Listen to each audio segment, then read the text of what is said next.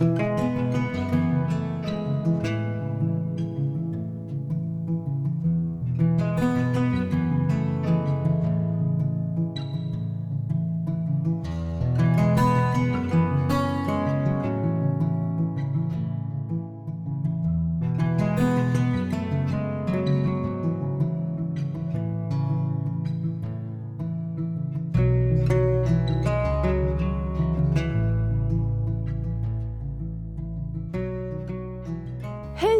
Välkommen till Skillnadens trädgård.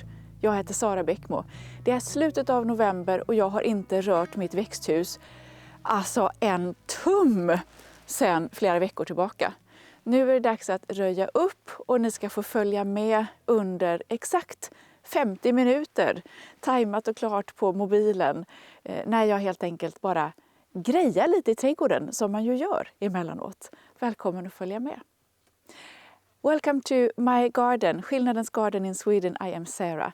And please activate your subtitle function and follow this video. I aim to speak Swedish, so if you want to understand a bit of what I'm saying, you have to activate the subtitles and follow with English subtitles or whatever you want to. Welcome! Oops! Titta, genast börjar de attackera mig, växterna. Jag måste jobba. My goodness, jag vet inte ens var jag ska börja faktiskt.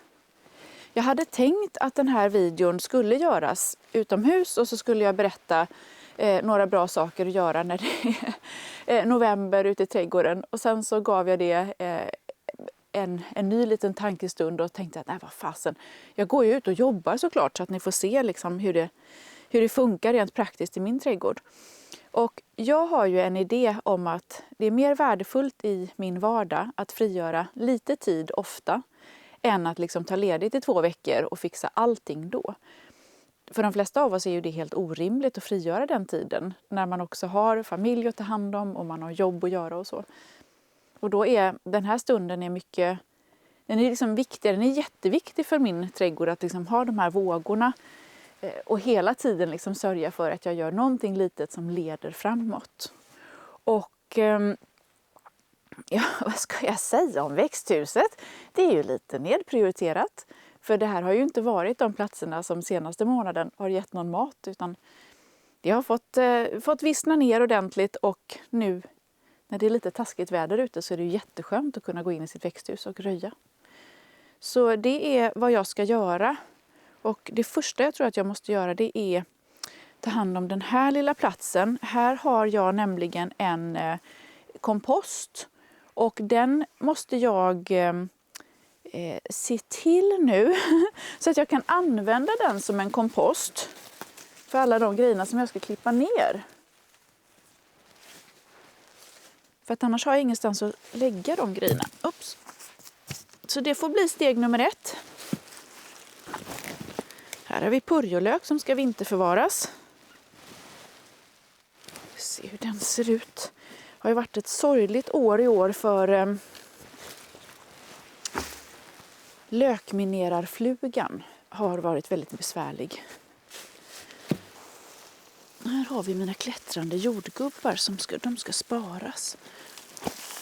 Och ställa där.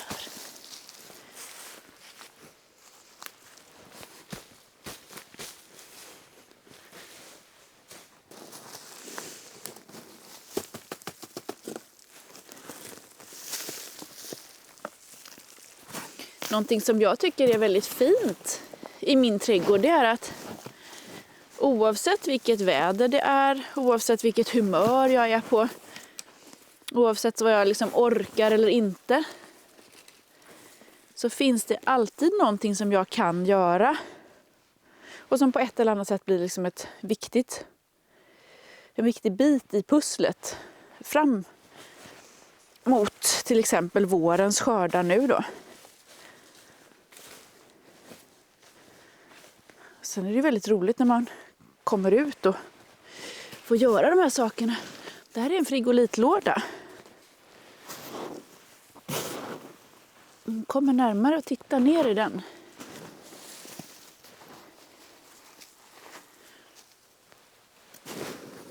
Så ser ni att det är jord lite växtdelar. Och det enda som egentligen skvallrar om vad det är för typ av jord, det är ju att det är lite äggskal här i. Det här vita.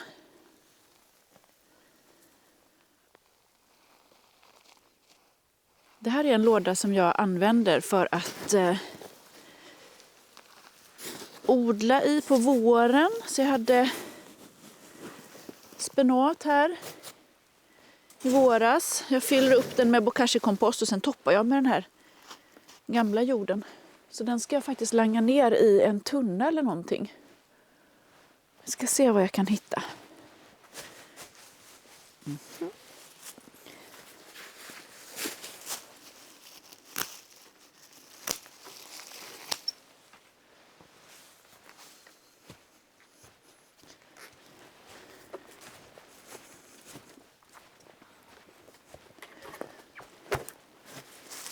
Såna här tunnor är ju himla bra.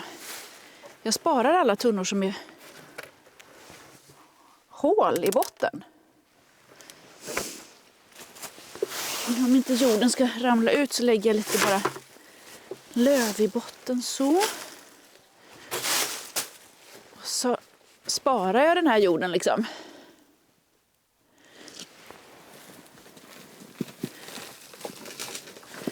Och sen när jag har samlat på mig lite mer bokashi-kompost så fyller jag upp det och gör en ny odlingsplats.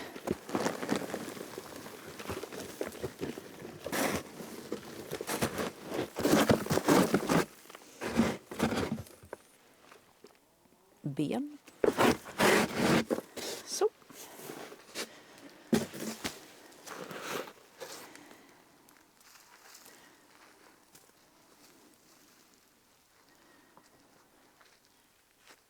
Något sånt här litet mögel kanske från bokashi. Vill man bara se så det inte är något ohyra. Några rotlöss eller annat. Där var den. Kolla. Nu kan jag fortsätta att mata den med lite blandet. Och jag har en idé om att jag ska sätta tulpaner i liksom ytterkanten av de här bäddarna. Och då måste jag ju rensa ordentligt där. Idén med den komposten, det är att den har sjunkit jättemycket under året. Det är jätteroligt att följa komposter. Men jorden som är här, i den här odlingslådan, ska flyttas dit för att jag ska kunna odla tidigt i den lådan. Och där har jag förberett, men ännu inte färdigställt, en liten kuvös. Så jag har liksom grunden till ett litet miniväxthus kan man säga på den. Så att om jag hinner färdigställa det, då kan jag sätta ut till exempel tidiga tomater där.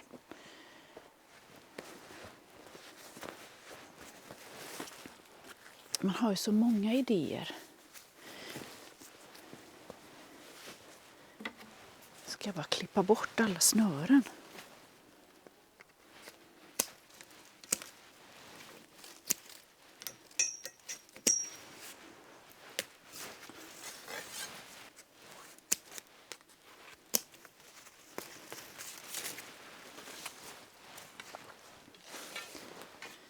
I min odling använder jag bara snören som är komposterbara. Och det är såna här typ sisalgarn som man kan köpa på en jättestor rulle. Och här inne finns en liten skatt. Min 8-åring frågade mig igår, Sara, den här kålrabbin, finns det kålrabbi kvar? Kan vi äta kålrabbi? Kolla, här har jag bara under farmors filt i en gammal varmbänk som jag höll på att tömma. Här har jag 2 jättestora kålrabbi. Och de ligger här med själva roten kvar, lite upp och ner så här. Går energin i rotsystemet går ner tillbaka till kålrabbin. Och här är också ett förråd med morötter. Vi får se om jag gör någon stuka i år. I så fall kommer antagligen en del av de där grejerna åka ner i den också.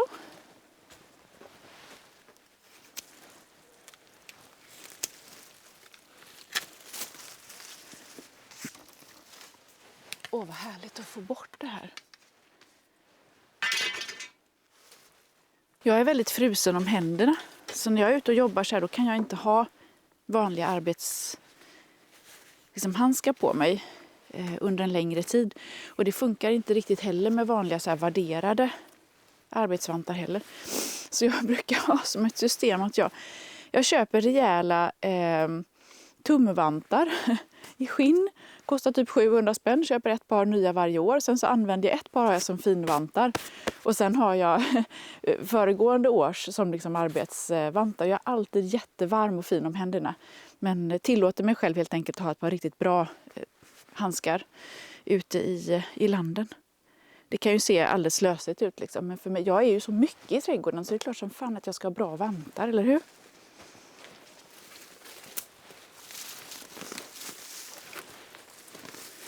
Det har varit ett jättefint år för tomater. Alltså jag har tomater för flera år i frysen. En del av dem har vuxit här på bäddarna i växthuset. Men många är ju också från friland. Och här inne har jag inte haft några stora angrepp av potatisbladmögel.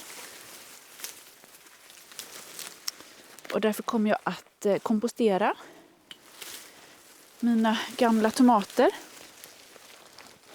De har ju dock gråmögel.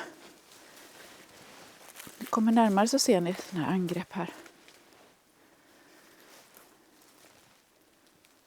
Det finns en massa olika typer av sån här mögel. Men det mesta mögel är ju en del av en naturlig process. Så att jag brukar aldrig hålla på att sortera bort det eller så, utan det åker ner i komposten. Men här är en jätteproblematisk grej i mitt växthus. Jag brukar vara försiktig med att så här höja pekfingrar och säga gör inte så. Men det finns en typ av växt som jag gravt ångrar att jag någonsin har planterat i min trädgård. Och det är en fantastisk bärväxt som heter loganbär eller thaiberry, som är en mix av björnbär och hallon. Och jag ska inte svära jättemycket, men fy fan. Rankorna kan bli så 10 meter långa, de är jättetaggiga. Och de sprider sig något fruktansvärt. Jag har inte tillåtit de här växterna att sätta bär på evigheter, men de sprider sig och sprider och sprider. Och det är hemskt jobbigt att ha dem så här i närheten av växthuset, för att de växer ju in överallt. Usch. Sätt inte de här växterna någonstans där de kan tänkas bli ett problem i framtiden. De här grejerna är ju ingenting som jag lägger i komposten heller, utan det åker rakt på eldahögen.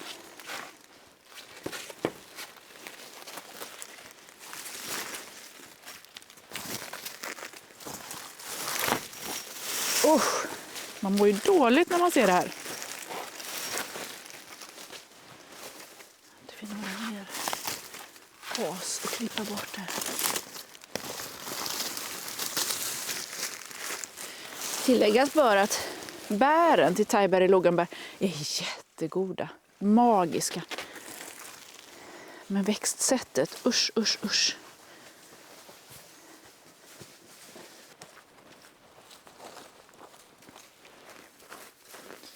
Nu tänker jag att jag gör bara ett grovröj idag.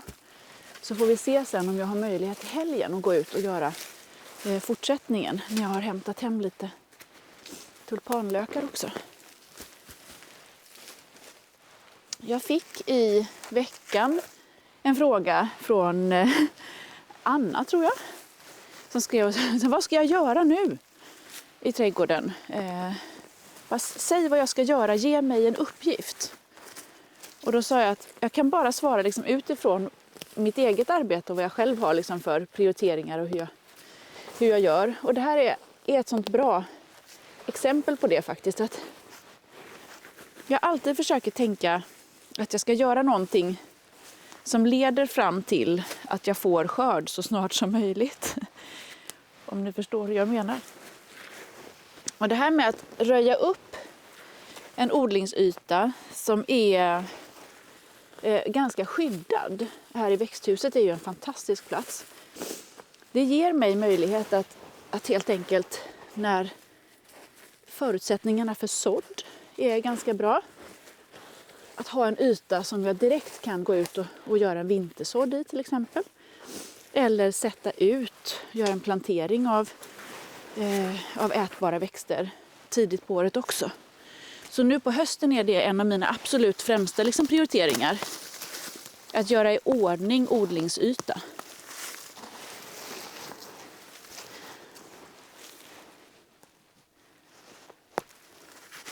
De här bäddarna ska egentligen göras om, men jag tror inte att jag hinner det inför nästa år heller.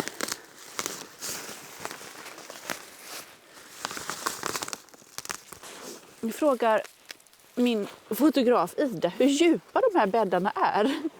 Och det är lite svårt att svara på. De är gjorda direkt på en rätt eländig markyta som från början bestod liksom bara av kvickrot i princip. Och sen så har jag täckt med tidningspapper och kartong och gräsklipp. Och sen ensilage och ni vet massa sådana där grejer. Och sen har det förmultnat och sen, jag tror att det var 2 år efter att jag gjorde själva bädden som jag kunde börja gräva i bäddarna. Och sen har jag ju grävt liksom successivt. För det måste jag göra här eftersom det växer in så mycket ogräs utifrån. Vi ska se hur långt jag kommer idag. Om jag kanske kan göra första steget där så får ni se. Men det är ju minst ett spadtag. Kanske till och med 2. Någonstans ligger det säkert en stor sten också. Jag tror att det här kanske är en av de lärdomarna som jag har störst glädje att vila i. Utifrån att jag har odlats under så lång tid. Det finns ingen arbetsfri trädgård. Man kan inte odla och tänka att man inte ska jobba i sin trädgård. Det handlar bara om att försöka hitta ett arbetssätt så att man har sysslor som på något sätt går att synka med det liv som man har lust att leva. Och att saker och ting växer igen, det är en naturlig del. Det går inte att komma ifrån det. Så man måste rensa, man måste hindra ogräs, man måste liksom jobba hela tiden. Om man odlar en större tomt så har man mer att ta hand om. Det bara är så. Man hittar arbetssätt som funkar. Ni ser här vad torr jorden är. Jag har inte vattnat här på jättelänge. Eftersom det inte har funnits någonting som har behövt vatten heller. Och det underlättar jättemycket nu när det är dags för mig att röja platsen. Det är lättare att dra upp ogräs och så. Den här typen av ogräs som innehåller stora kvickrotssystem, det lägger jag inte på komposten. Det får jag kitta iväg någon annanstans.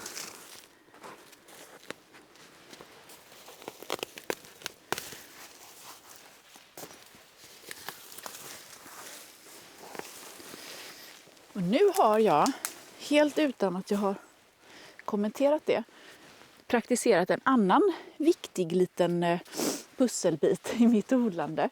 Istället för att tänka att jag går ut, jag har 50 minuter, jag gör hela växthuset. Och sen så går det 50 minuter och så känner jag mig jättemisslyckad för jag har bara hunnit en pytteliten del. Så delar jag upp arbetet. Det är så himla viktigt. Inte stirra på hela ytan utan istället fokusera på en liten del och tänka jag gör den här delen idag så långt jag kommer och sen kan man känna sig pangnöjd. Om jag går in idag och har lyckats att gräva den här delen, göra den färdig för att gräva ner bokashi-kompost eller annat, alltså då har ju jag minst 2 kvadratmeter odlingsyta som är liksom redo i övermorgon. Det är ju fantastiskt. Istället för att gå och vara missnöjd med att jag hann ju ingenting. Det är mycket i odlingen som är sånt där mentalt. Nu går jag och hämtar en grep. Kan ni njuta av ytan så länge.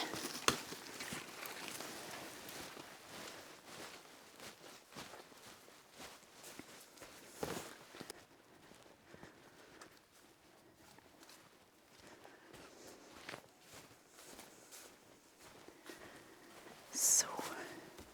Utomhus är det fruset. Och där det är tinat är det jätteblött. Så det är väldigt skönt att ha den här ytan. Nu ska vi se om jag klarar av att gräva upp den här.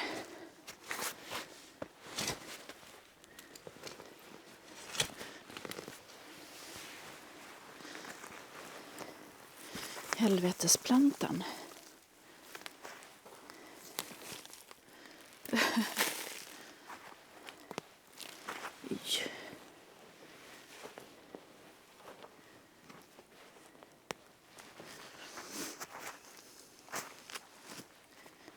Jag ska också säga att det är verkligen bara på tv som odlare har de här liksom maximalt perfekta odlingsplatserna där man aldrig behöver rensa för att man har jättemycket tid och en partner som försörjer en heltid eller ett crew av människor som ser till att det inte ser ut som det gör på utsidan av ett växthus och sådär. Men i verkligheten så behöver människor jobba mer med sina odlingar än vad man behöver i visningsträdgårdar och så. Nu ska jag ta grepen och sen egentligen bara luckra upp jorden lite grann. Och då ser jag också om det finns några större rötter av nässlor, loganbär och kvickrot. Och de behöver jag rensa bort dem för hand. Det brukar jag göra 1 eller 2 gånger om året för att behålla liksom jorden här hyfsat intakt så att jag kan odla i den. Och målet är ju nu att skapa en plats där jag kan sätta ner tulpanerna. Om jag inte hinner ändra mig. Och sen också övriga grönsaker. Just nu när jag sa det så tänkte jag kanske är smartare ändå att göra en hel bädd med tulpaner. Vi får se vad jag kommer fram till.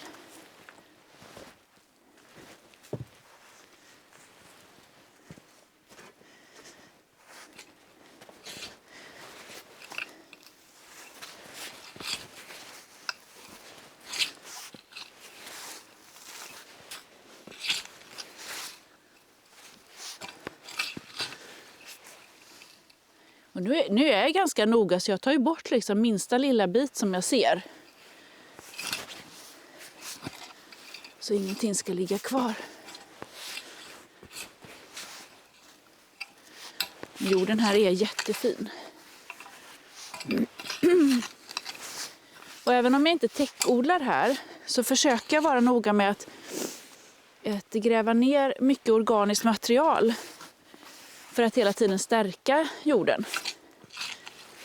Så att maskarna, sen när jorden är fuktig, har mycket att äta av. Såna här grejer som är så bra att få bort då.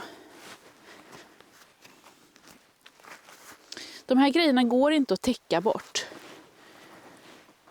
Om jag skulle täckodla här, då skulle jag behöva ha någonting över jorden där ogräsrötterna liksom inte kan perforera det materialet överhuvudtaget. Men framför allt så skulle jag behöva hantera min yta runt omkring växthuset på ett helt annat sätt. Alltså man kan inte ha gräs som växer som det gör här. Men jag klarar inte av att hålla ordning överallt exakt samtidigt. Så att då är det här liksom ett bra mellanläge. Jag får rädda lite efterhand helt enkelt. Kolla, här har jag grävt ner bokashi-kompost. Lite sten också kan vi ta bort.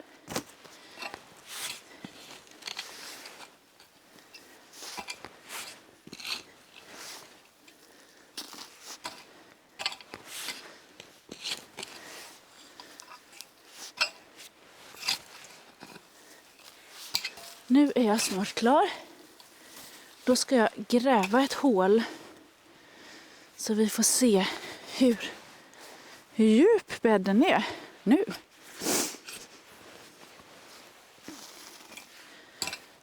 Jag funderar på om jag ska göra så att jag sätter blommor, kanske hela den här bädden.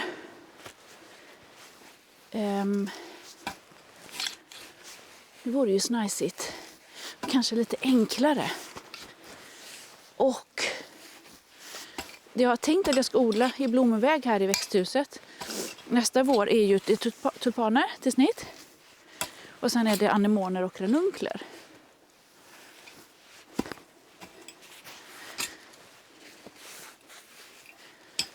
Det fina med de växterna är att där behöver jag liksom inte gödsla lika mycket som med grönsakerna. För de är inte lika näringskrävande. Framförallt inte tulpaner behöver man inte hålla på att gödsla.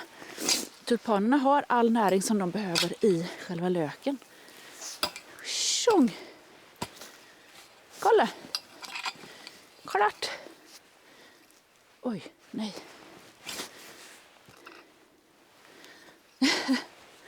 Ett mega... Nej! Tar den aldrig slut?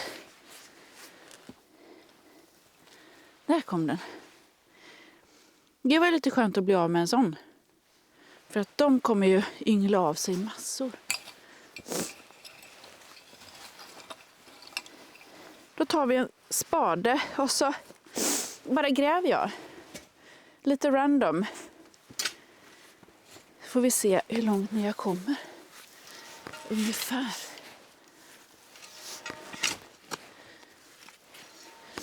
Hela den här bädden är alltså gjord liksom ovanpå marken. Och där min odlingsjord har liksom gått ihop med marken under.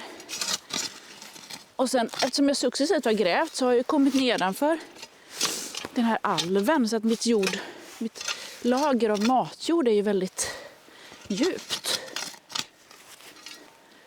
Men här är jag nu nere vid den här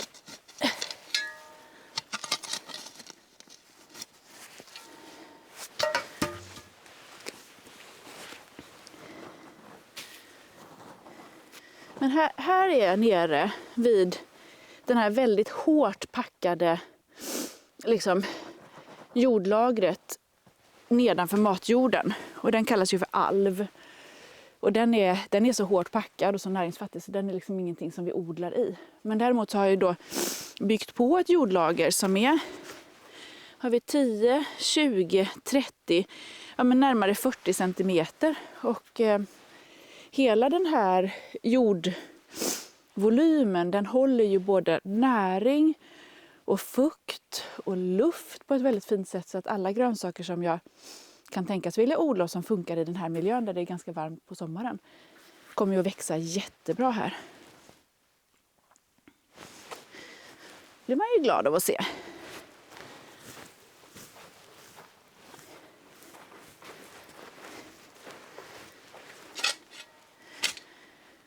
Det var det. Nu blir man varm. Det är ju skönt att man inte gräver så mycket i sin trädgård ändå. Så. Vi ser hur lång tid vi har kvar. 5 minuter.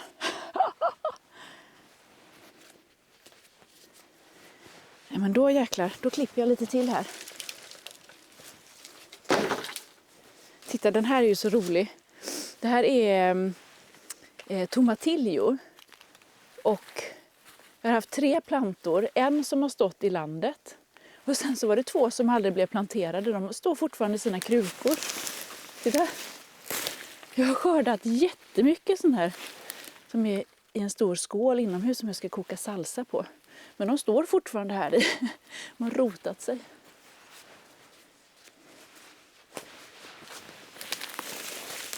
Oj, och de här är också roliga plantor.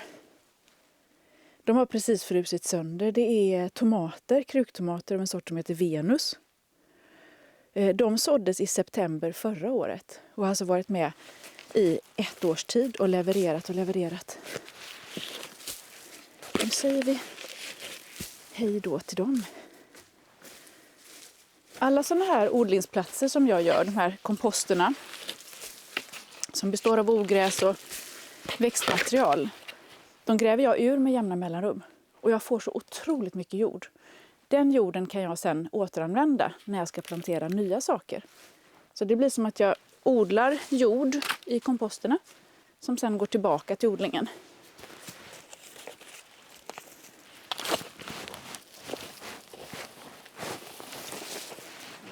I en sån här kompost som jag gör nu så kan man ju också lägga bokashi-kompost till exempel. Eller gräva ner det i landet. Om man bor på en plats där det finns risk att det finns råttor så ska man absolut inte göra på det här sättet. Då ska allt matavfall komposteras i en väl sluten behållare. Det kan bli jätteäckligt och jobbigt med den typen av skadedjur i odlingarna. Så det ska man verkligen göra sig liksom ett arbete om att minska de riskerna. Möss kan ju förekomma, absolut. Vi har ett gäng katter. Så det är väldigt sällan som jag tycker att jag har problem med möss. Jag har möss. Och vi fångar, katterna fångar. I år har ju varit ett särdeles tokigt musår med möss också. Alltså verkligen mycket möss under sommaren. Och sork. Så att man får göra en egen bedömning utifrån förutsättningarna som man själv har. Och har ni frågor om det här så ska ni vända er till exempel till bokashi.se som har jättebra information och råd i frågan. Nu ska vi se vad jag ska göra nu. Då ska jag se om jag kan få upp den här också.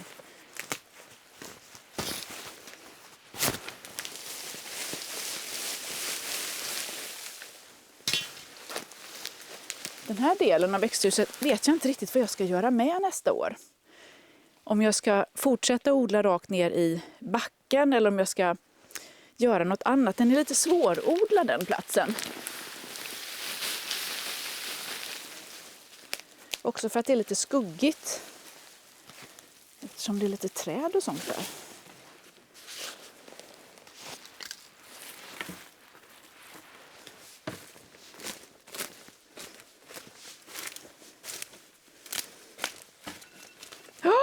Nu ringer det. Alltså larmen på telefonen är ju det bästa. Jag har larm för allting. Stopp. 09:59. Dags att avsluta. Ska jag summera det här nu? I november, december, januari. Det är trista tider. Man drar sig lite grann för att gå ut. Sikta inte för högt. Alltså gör något enkelt litet under en bestämd period. Inte gå ut och tänka att nu ska jag bli färdig med den här platsen. Utan verkligen tänk, jag jobbar 20 minuter intensivt, sen går jag in och gör något annat. Sen är ju chansen stor att när man väl har byltat på sig alla kläderna och går ut, ja men då känner man när den här tiden har gått, bara fan jag tror att jag kör på en timme till och då är det väldigt, väldigt bra. Jag skulle absolut kunna köra en timme till men nu ska vi avsluta. Jag är jätteglad för att ni följer här på Youtube.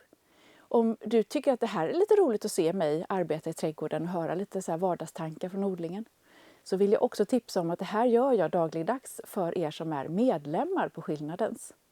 Och i medlemskapet så gör jag alltså livesändningar, skriver lite längre artiklar emellanåt, vi har medlemsträffar, det är medlemsrabatter och mycket annat sånt där mysigt och skoj från vardagsodlingen. Och det läser ni mer om i länken som finns i beskrivningen, alternativt om medlemskapet på sarabackmo.se.